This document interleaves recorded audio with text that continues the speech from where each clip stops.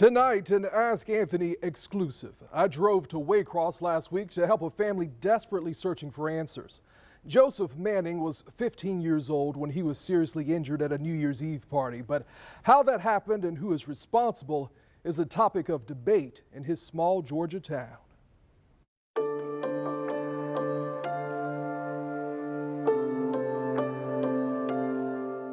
Joseph Manning is your typical country boy. He loves football, riding dirt bikes, and hunting. He is my heart. He's the reason my heart beats. And to his mother, Tatum Thrift Walker. But in my mind, he's still that 15-year-old boy that was riding the dirt bike, going hunting with my husband. But now, he is dependent on us. Let's just say that. 5 years ago, he snuck out of his parents' home and went to a New Year's Eve party down the street. I mean, it's probably a mile from here, literally a mile. And we had no idea he snuck out. At that party, something happened that would change this family's life forever. Tell Mr. Anthony, who is your favorite Florida Gator of all time? Tim Tebow? That teenage boy who loved riding dirt bikes and playing sports is now blind and in a wheelchair. In one instant, our world was turned upside down. According to witnesses at the party, Joseph fell off the top of a two-story barn around midnight on January 1st of 2019. But no one called for help until around 2 p.m., almost 14 hours later. He was laying at the bottom of the barn on an old, dirty twin mattress. They all sat there and was watching my son die. Changed his clothes, moved him, and still hadn't called 911. I requested the police report from the Ware County Sheriff's Office. In the report, it says everyone attending the party at the barn was drinking and playing beer pong.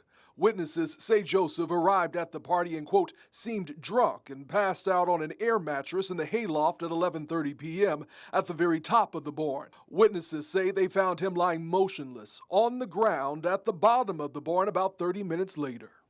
What's most difficult about the entire incident, regardless of your idea or your opinion as far as what happened, is that Joseph was 15 years old.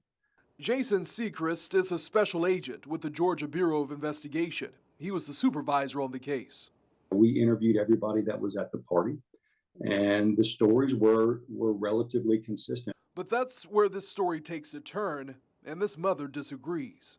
It's been the worst investigation I have ever seen.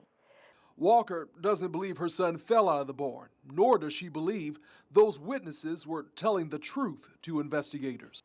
Kids had come forward to us and told us that he was hit in the head with a shovel. Well, that made sense to me. Kids that were down there. But when they would get to go talk to the GBI, they wouldn't say nothing.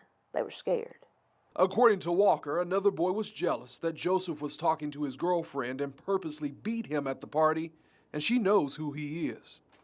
Not trying to be mean, but he was somebody I wouldn't allow my son to hang around with.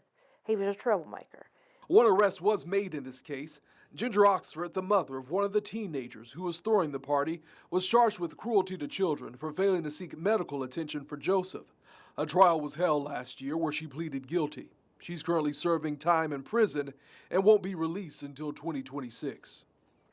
In the middle of court, all of a sudden, the GBI is talking. He's giving his testimony about what happened. Joseph goes, "That's a lie." And I mean, the whole courtroom got silent. He grabs my hand and he starts squeezing it. He looks at me and he goes, "Mom, I want to talk now." Joseph told investigators he was actually hit in the head with a pistol by that boy that Walker mentioned.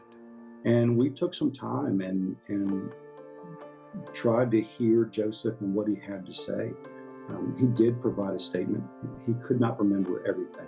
Since 2019, Joseph has spent years trying to recover from his injuries in and out of hospitals, and during that time, his family has been on the sidelines fighting for him.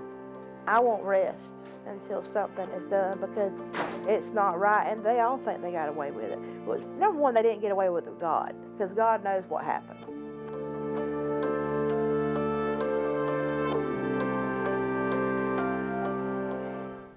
And the Georgia Bureau of Investigation considers this a closed case, but Sechrist says they will consider any new credible information that is provided to them. He says investigators looked at medical records and spoke with numerous witnesses, and they stand by their conclusion that Joseph fell from the barn and there was no foul play. But as you heard in the story, Walker disagrees and believes there are more witnesses out there who haven't spoken to the GBI about what happened. Remember, you can always email me at askanthony@firstcoastnews.com.